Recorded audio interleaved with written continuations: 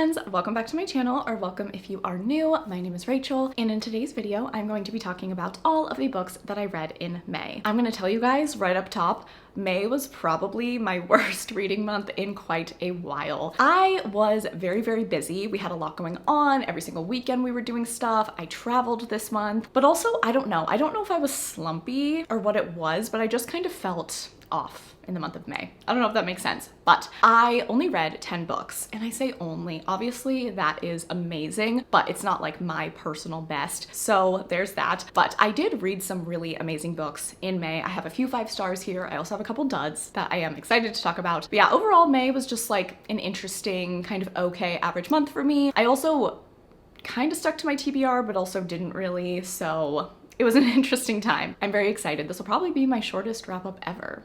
I think. I don't know. Who knows? I'll probably talk too much. But anyway, without further ado, let's get into it. These are the 10 books that I read in the month of May. All right, the first book that I want to talk about is Slaying the Vampire Conqueror by Carissa Broadbent. So this is a standalone novel in the Crowns of Nyaxia series, and it follows 2 characters, Atreus and Selena. Selena is a part of this kind of, they call it cult, I don't really know, sort of religious group, and she gets assigned to go and kill this vampire conqueror, Atreus, because he is conquering the land, going to potentially pose a threat to her and her people. So she sets out to do so, but of course ends up falling in love with him. So there's a little bit of like somewhat enemies to lovers, or should be enemies to lovers, but they kind of end up getting along pretty quickly right away. And this book just kind of opens up the world of the Crowns of Nyaxia series a little bit more, particularly with the blood-born vampires. And overall, I absolutely loved this book. I gave it 5 stars. Once again, another hit from Carissa Broadbent. I absolutely loved how much world building and, you know, lore and history that we got put into not that long of a book. And I feel like, you know, I say this every time I talk about Carissa's books, but there's so much in this world that we uncover, and there's just so much to see. And I think that Carissa Broadbent is really good at doing like digestible world building, and I really appreciate that. I really, really loved our 2 main characters. They were a really, really beautiful couple, and I just liked watching their journey. They definitely have totally different backgrounds, totally different pasts, are very different,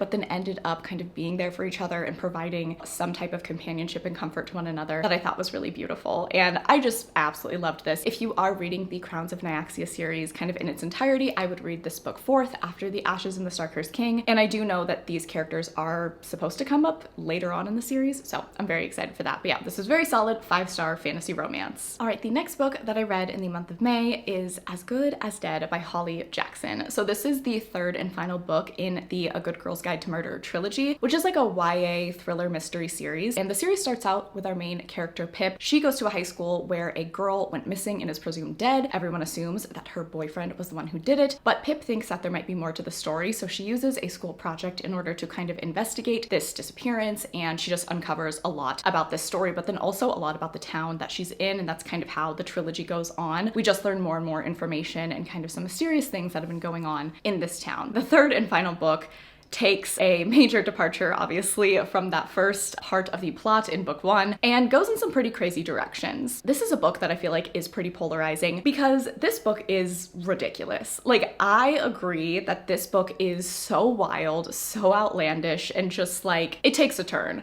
I feel like Pip as a character is very different than she was in book 1, and a lot of the believability, I don't know, kind of jumps out the window. However, I gave this book 4 stars because I was thoroughly entertained. I could not stop listening to this audiobook. I was obsessed when I wasn't listening to it. I was thinking about it and I wanted to know what happened next. And so for entertainment value alone, I gave this book 4 stars. When it comes to something like a YA mystery thriller that's kind of like this murder mystery, someone's been kidnapped, this and that, I'm gonna approach rating that type of book on entertainment value. And so I gave it 4 stars. I had a really, really great time listening to this. It does definitely depart a lot from the original story and the original book and all of that, but I still think it's really fun. I definitely recommend the entire trilogy as a whole. I thought it was so just endlessly entertaining. So I get it if you gave this book like 2 stars. I did see some people who were like, oh my god, I think that this book is ridiculous, it's crazy. You're right, you're absolutely right, but I'm still giving this book 4 stars just because I had so much fun. Next book that I read in the month of May was Adelaide by Genevieve Wheeler. I guess I would classify this book as just like a contemporary fiction novel. We follow Adelaide, and it's kind of dual timeline. In present day, Adelaide is living in London, and she is at the hospital after a suicide attempt. And then in the other timeline, we're looking back at Adelaide's past and, you know, her time in her 20s, people that she's been in relationships with, some mental health things that have gone on, also some sexual assault that she experienced in her teens. And we specifically focus on a relationship that she was in with a guy named Rory Hughes for several years and how that relationship impacted her and her mental health and so on. And so this book is definitely, it's on the heavier side. Please check trigger warnings before you pick this one up. But I personally did really enjoy this book. As heavy and hard as some of the scenes in this book were to read, I definitely felt that, number one, I really liked Adelaide. I really liked her voice. I found her to be relatable. I can definitely see some of my younger self in Adelaide's younger self, and so I definitely felt very connected to her at times within this book. And not a ton happens in this book, but it's just kind of one of those, I don't know, a profile on Adelaide, who she is, what she's been through, and how has she got to the place where she is now. And I really enjoyed it. I think that it's very beautifully written. I think that a lot of people can find this book relatable, and even though at times it's painful and it's very sad, you really root for Adelaide from the beginning, and you just want her to kind of find her way out of this darkness. And we see a lot of some of the mistreatment that she went through growing up, and it ended up being a very powerful read for me. I gave this book 4 stars. It just didn't like overwhelm me with that 5-star feeling, but I totally recommend. I think it's really beautifully written. I think that even though there are dark parts, there's also some fun and happy times that we get to see. I really liked Adelaide and her friends and a little bit of the traveling that they did, and there were definitely some happy moments in this as well. So overall, a very good read, very powerful, and I think definitely something that a lot of people should pick up, and a book that I definitely gained something from when reading it. All right, and then I did a little reread of one of my favorite books. I started this reread in April, but I carried it over into May, and that was A Court of Silver Flames, which is the latest book in the ACOTAR series. This book follows Nesta Archeron, who is the sister of the main character of the first 3 books, Feyre Archeron, and I absolutely loved this book. This was, I believe, my 3rd time reading it, and I gained something every time. I think it's a really well done story. I have heard this book described as a character study on Nesta Archeron, and I think that that is the perfect way to describe it. Not like a ton happens in this book plot-wise, but it is just such an examination on Nesta as a character, her mental health, and, you know, why she is the way she is, what she's been through, and how that has impacted where she is now. And I think it's beautiful. I absolutely love this book, and it was a stunning reread. The next book that I read in the month of May was Yellowface by R.F. Kuang. This came out in May. It was a highly anticipated release for me, and I just need to say right now, this is so fantastic, and I think everyone should read it. I don't care what your reading preferences are. I don't care what your genre preference is. This book was incredible. I am absolutely blown away by it. It was addicting. I couldn't put it down. There were outrageous things in this book. There were lots of learning moments in this book, lots of self-reflection in this book, and R.F. Kuang's writing is just so fantastic. So if you don't know what Yellowface is about, Yellowface follows June Hayward, who is a white author. She went to Yale, and in her writing career, she hasn't been super successful. She's published a few books, but hasn't really gained any notoriety. Her books weren't bestsellers or anything like that, so she's a little bit kind of stuck, doesn't really know what to do. June Hayward has a bit of like a frenemy relationship with an Asian author named Athena Liu. And Athena is kind of the total opposite of June Hayward career-wise, because she is killing it. She is a literary darling. She is the moment right now. Every book that she writes becomes a bestseller. She has articles written about her. She has speaking engagements. She's really successful. And June definitely has a lot of jealousy and resentment and incredibly toxic feelings towards Athena, but is also kind of, I don't know, infatuated with her a little bit, a little too into her, and they have this very interesting dynamic. In the beginning of the book, though, Athena and June are hanging out at Athena's apartment, and Athena dies very suddenly. June is the only one there when this happens. She calls 911, obviously, and she's very shocked by this. But as she is leaving the apartment after, you know, police and ambulance and all that come to take care of Athena, June ends up stealing one of Athena's unpublished manuscripts. And she decides to pawn this work off as her own and publish it under her own name and say that she wrote this book. And that is kind of like the main plot of this book. Is we're starting out with June has stolen this work from this dead author, trying to pass it off as her own. And immediately there are a lot of questions because June has never written a book like this. Its genre and content is so different from what June writes. And she does receive questions and criticisms, but she also receives a ton of success and acclaim, and she's loving the attention, but then that attention ends up turning very negative for her, and she goes through quite a bit in this book, but truthfully, it is of her own cause because she literally stole someone's work. And what is, I think, so compelling about this book is we are in June's POV, and June is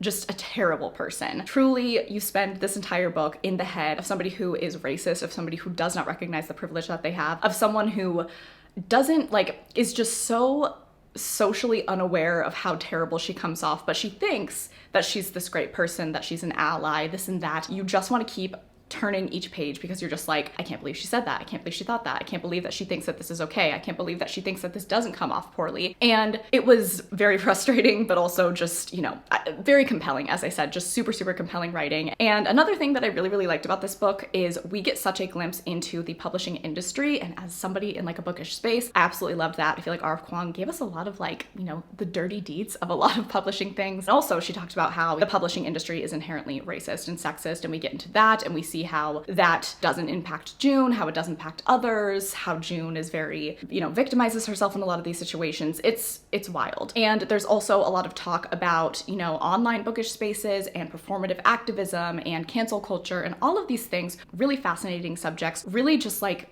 such a gripping narrative throughout the entire book. And the way that it ends is just, it's wild. It's crazy. But overall, I just think that this book is absolutely brilliant. It is unique, it is a bit satirical, and I thoroughly enjoyed every single page, even though, like I said, you hate the main character because she's so terrible, but I still think that like the message that R.F. Kuang is getting across, it's powerful, it's there, and I just really, really appreciated reading that. And I have absolutely nothing negative to say about this book. This is a 5-star. This book will stick with me, I think, for a very long time. I have not read anything like this. I think that's also what I said about Babel with R.F. Kuang. She's amazing. She has a very, very unique voice, and I think that she is just so, so incredible. I absolutely love this book. I'm always gonna pick up R.F. Kuang's books, especially after my 2 successes with Babel and Yellowface. I do want to pick up The Poppy War, but I know that there's like some pretty triggering content in that series, so I'm not entirely sure. Let me know if you've read that whole trilogy and if you think it's really amazing. Do you think that it's something I might like? Because, I mean, I want to pick up anything that she writes because she is a genius. I definitely recommend this book. I really, really urge people to pick it up. I think it's really important, gets a very strong message across. Definitely a strong 5-star for me. All right, the next book that I read in the month of May was unfortunately a little bit disappointing, and that is Meet Me at the Lake by Carly Fortune. I am a little bit sad to say I gave this book 2 stars, you guys. I read her only other book, I believe it's her only other book, which is Every Summer After last year, and I really liked it. I gave it 4 stars, so I was very excited to pick this book up. If you don't know what it's about, we have 2 characters who they met when they were younger, about 10 years ago, I think in New York City or Vancouver or something like that, and they spent like a day or 2 together and just had this strong connection, this really amazing time together, but they had to go their separate ways, so they said, hey, let's meet up again a year from now so we can do this all again. Well, one person shows up and the other person doesn't, leaving one person very heartbroken and hurt, and then several years go by. Basically a whole decade goes by and they haven't seen each other. But then our main gal, Fern, she ends up taking over this lakeside resort that her mother has left her, and Will, the guy who did not show up, ends up showing up at this resort and is going to be staying at it. So the 2 of them are seeing each other for the first time in about a decade, a lot of unresolved feelings, and, you know, forced proximity and have to be around each other for the next several weeks. So the reason why I didn't really like this book is just plain and simple. I found it so non-compelling. I felt essentially nothing while reading this book. Nothing stands out as like horrible, oh my god, I hate this book, but nothing stands out in a positive way for me. I think that these 2 characters, you know, I understand some of the personal issues that they were going through and things that were going on to cause them to not be together, but also at the same time, I think some of the things in the present day that like keep them from being together, I think if they just had a very simple conversation, they could figure things out and make it work. And another thing that seems to kind of be a little bit of a trend in Carly Fortune's books, at least in Every Summer After and this book, this relationship and this attraction does start off with like a little bit of cheating going on, maybe emotional cheating. I don't know, it's a little bit dubious, but not like a huge fan of that, and I just don't find myself super rooting for 2 characters who were in relationships when they had this time together and spent this amazing day together. It just didn't stand out in a good way to me at all. It was kind of like, okay, you guys are, you know, maybe nothing physical is happening, but there is definitely some flirtation and some kind of emotional cheating and spending, you know, overnight together, all of that. So that was a weird start for me. And then I guess I don't really know if I root for these 2 characters to be together in present day. I found our main love interest, Will, to be pretty one-dimensional. I don't really find him to be super, like, doesn't jump off the page for me. And Fern as well. I mean, I liked Fern, but I'm not super excited about either of these characters. I think kind of my biggest issue with this book, and I feel bad saying this, but I was bored. I thought this book was boring. I don't really think that anything was really pulling me in, making me excited about this book. I think it was so just an average reading experience. And yeah, I gave it 2 stars because I feel essentially nothing for this book. So sorry to say, but yeah, this was a bit of a dud. The next book that I read in the month of May was Gothicana by Runix. So this book centers around our main character, Corvina. She ends up going to the University of Varenmore, which is a very like mysterious Gothic school. There's a lot of secrets and interesting history, and kind of overall has like this witchy sort of vibe, and this whole book does, which I absolutely loved. I want to start off by saying that the aesthetic of this book and just the vibes that it gives are so like fall and spooky and gothic and interesting, and just really, really drew me in the first quarter of this book. I was super, super hooked. And our main character, Corvina, she goes to this school. She had a pretty unique upbringing, and so she's in this school, she's socializing with people her age for the first time, she's making some friends, and she also finds herself very attracted to a professor at the school. So this is a professor-student trope romance. I will say though, the professor I think is like 28 and she's like 22 or something like that, so not a huge age gap, but the two of them find themselves very attracted to one another, so we follow their romance. And then there is also this kind of side plot of this sort of mysterious murder situation that happened in the woods several years ago, and then every year on this ball that they have, there's stories of like ghosts, and there's still all this mystery and intrigue surrounding it, so there is that kind of side plot going on as well. So as I said, kind of the first quarter of this book, I thought that this was really fun. I was into it. I was into the spooky vibes. I just felt very excited to see what was going to happen, and very curious about how this relationship between Corvina and the professor was going to lay out. However, kind of once the romance started, I ended up not really loving this book. Number one, I think that these two characters had quite a bit of insta-lust, not insta-love, but they were super, super intensely into each other essentially right away, and just wanted to be together so bad instantly. And I am somebody who I just like a little bit more build up for that type of thing. I need tension. I need a little bit more feelings. I need a little bit more, I need it to be a little bit harder for them to get to that place. That's just the type of romance reader I am. I'm just not really into this intensely insane attraction like right away and them already kind of getting physical with one another early on. I don't know. I just wanted that to be a little slower. And also, unfortunately, kind of the biggest thing for me was the love interest in this book, the professor. I kind of just found him a little bit over the top. I think he was sort of caricature-y, and he kind of made me cringe a little bit. I don't know. I wanted to be excited about him. I was liking the mystery surrounding him at first. He was a little bit broody and things were interesting. But as soon as we got to know him, I was just like, I don't really think that I like this guy very much. I just didn't really find him to be all that intriguing. He kind of made me cringe a little bit, in the romance overall I just think was like so intense so quickly, and so it just wasn't the book for me, unfortunately. And then with the reveal of kind of what happened with all those murders several years ago, when that was revealed, I was just kind of like, okay, I wasn't super into that or thought that it was super clever, and I wasn't super mad at it either. I kind of just felt neutral about it. But I'm just gonna say overall, I did not love this book, and I ended up giving it 2 stars. The biggest and most important thing for me in this book is the romance, because this is a dark romance, and I just didn't really like it. I just thought that it all moved very quickly. It was all very intense very quickly, and I didn't really like our love interest. I'm just not a fan. So unfortunately, 2 stars. All right, the next book that I read in the month of May was Off to the Races by Elsie Silver. So this is the first book in the Gold Rush Ranch series, which is Elsie Silver's first and completed romance series. And this book, I believe, correct me if I'm wrong, but this is Elsie Silver's debut novel. So I obviously love the Chestnut Springs series. It is one of my absolute favorites, and I wanted to go back and read her other series. You don't have to, but there are some connections between the series, which is very fun. So I wanted more Elsie Silver, so I decided to start this series. I'm actually reading the whole series right now. I'm kind of towards the end of book 2, so you guys will see me talk about that definitely in my June wrap up. But this book follows Vaughn and Billy, and Vaughn ends up taking over his family's ranch. His grandfather recently died, and he is not only trying to keep up the ranch, keep up appearances and all of that, but his grandfather, when he passed, there was some reveal that maybe he was partaking in some kind of like unsavory illegal behavior. So Vaughn is also trying to rehab his family's image. One of the things that he does in order to do this is hire a very famous and well-known horse trainer named Billy, and he doesn't realize that Billy is a girl. He thinks that he's hiring some guy horse trainer named Billy, but Billy, she shows up and she is beautiful and she's very outgoing and bubbly, and Vaughn is not really quite sure what to do with her because he's kind of this more subdued guy and Billy's very in his face. But but he ends up hiring her because she's the best person for the job and he does really, really need her help. So these two start off, it's kind of like Grumpy Sunshine. They're just very, very different people. They operate very differently, but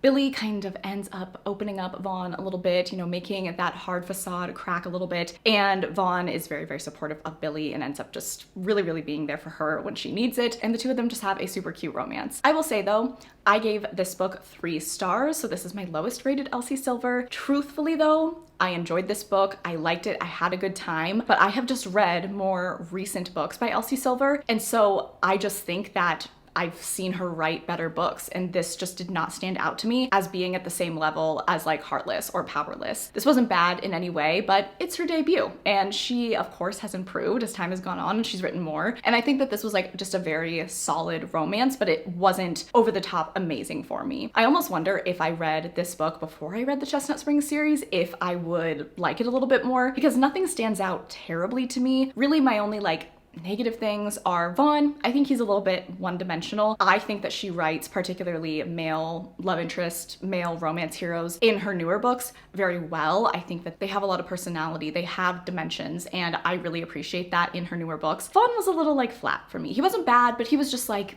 kind of there. And then Billy was a little like unrealistically over the top sassy for me a couple times, but I thought that this was cute. I just don't think that it's her best book, so I gave it 3 stars. All right, the next book that I read in May, I'm very excited to talk about, and that is Fourth Wing by Rebecca Yarros. Everyone and their mom is reading this book right now, and I had to jump on the train. I was very excited to pick this book up, and I have to say, it fully delivered for me. I gave this book 5 stars. This is a fantasy romance. It takes place at this kind of like war military college, and our main character's name is Violet Sorengale, and Violet is the daughter of one of the like military general commanders. She's also in charge of the school, so Violet has a lot to live up to. She has a very intense family who expect great things from her. So when you go to the school, you can either be a scribe, a healer, or a dragon rider. I believe those are the 3 kind of areas that you can go down, and Violet her whole life has been preparing to be a scribe. That is what she wants to do, that is what her father did, and that is kind of what she thinks her path is going to be. However, right before she's about to go to this college, her mom tells her, no, you're gonna be a dragon rider because this family, we're dragon riders and you have to do this. This puts Violet at definitely a disadvantage because most people who want to be dragon riders, they prepare their whole lives for this. And so Violet is really thrown for a loop, but she doesn't really have a choice because her mom is in charge and she has to do what she says. So she ends up going into the dragon rider program. Violet as a character, I really, really enjoyed. She's a little bit more of a reserved character, but I thought she was very sweet and I thought that she was very strong. She is also a character that has a chronic illness, so that does impact her experience. I found her to be inspiring and just such a strong character and just so one that you automatically want to root for. There is also, of course, a romance that partakes in this book, and that is with a character named Xaden Ryerson. Xaden, he's a little bit older than her. He is a dragon rider. He is like bred for this, but Xaden and Violet's relationship, it's a little bit interesting. I wouldn't necessarily call it enemies to lovers, but they are at a bit of contention because Xaden's family, his parents, ended up rebelling against the powers that be, and some of the powers that be are Violet's family. So he is somebody who kind of has to prove that he is not a rebel. He doesn't agree with what his parents have done. He wants to fight for this government, this military, but just because of their past and some of the fights and things that have happened between their families, Violet and Xaden have some issues between them. You know, Xaden holds some resentment towards her, Violet holds some resentment towards him, but the two of them are of course very attracted to one another and end up having a really, really amazing romance. I love Xaden Ryerson so much, oh my god. And then I haven't even talked about the best part of this book, you guys. There are dragons. There are telepathic dragons in this book, and they are everything to me. And Darna, she is my baby. I will take absolutely zero criticism of her. She is everything to me. And what I really love is a lot of fantasy books, you know, they'll be like, oh hey, there's dragons in this book, which is very enticing because dragons are amazing. We all love dragons, but then they don't end up really playing much of a role in the book. The dragons are here. They are present. They are a main part of this book. I believe that they will continue to be a very major part of this series, and I think that it was very well done. So I was so happy to see that because I just love dragons so much, and I thought that it was so cool. I thought the use of them was amazing. This book ends on a wild cliffhanger, you guys, okay? I knew one of the directions this book was going. Like I could kind of see, you know, the pieces falling into place. I saw the writing on the wall and I was like, yep, I feel like this situation is going to happen. However, The very last line of this book, my jaw dropped. My jaw dropped and went into the other room. Like, it just totally shocked me. And I don't know, I loved that. I love being surprised by a book. I don't know, I know that cliffhangers are like, they suck, but also I love super crazy cliffhangers because what an experience. I genuinely was shook to my core, and I am so excited for book 2. I am so excited to see how this all plays out. It's gonna be crazy. Book 2 is coming out in November, which I'm really happy that we don't have to wait like a year for the next book. I loved this. I gave it 5 stars. It was so much fun, and I just had such a good time reading it. I thought that the world building was not complicated, not intense. This isn't meant to be like this super epic fantasy, but I still think that the world building was interesting enough. And once again, very digestible. I feel like every page I was learning something, but I never felt overwhelmed. And I just had a really good grasp on this whole world and the college and the military and all of that. So I 10 out of 10 recommend. I think it's fantastic, and I'm very, very excited for book 2 to come out. All right, and the very last book that I read in the month of May, I said that this was going to be a short wrap up, and here we are at 42 minutes. What a time to be alive. Okay.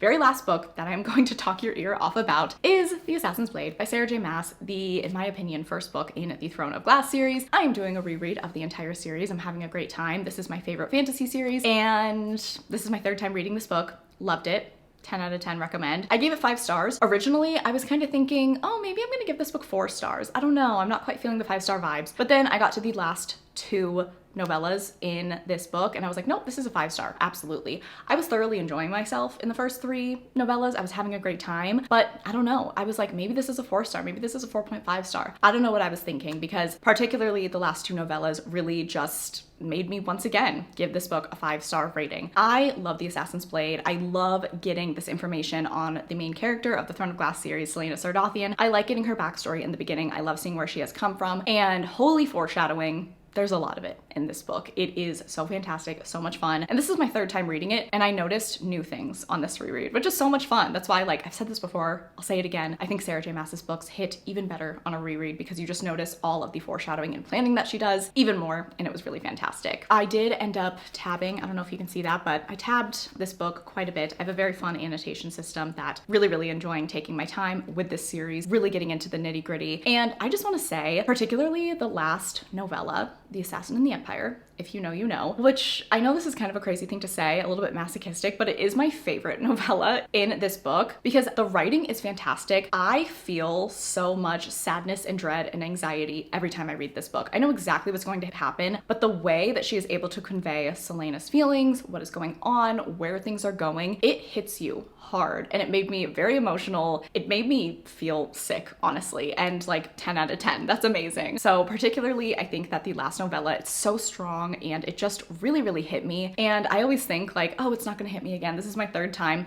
I feel like it hit me the worst this time. Like, I cried so much reading the last novella. It was so good. Oh my god. But also like terrible, not good. I don't know what I'm saying, but I just, the emotions that she is able to convey and to pull out of a reader, I think is really well done, particularly in The Assassin and the Empire, because oh my god, it hurts so badly. But had a great time with this book, gave it 5 stars, and I'm very excited to continue on with this series in June. All right, my friends, so that is going to be it for my May wrap up. If you made it to this point in the video, go ahead and leave a dragon emoji for Fourth Wing. Please make sure to follow me on Instagram and Goodreads. Both are always linked down below. I am very appreciative that you watched this video. I hope that you are having a fantastic day. I love you all so much, and I will catch you guys in the next one.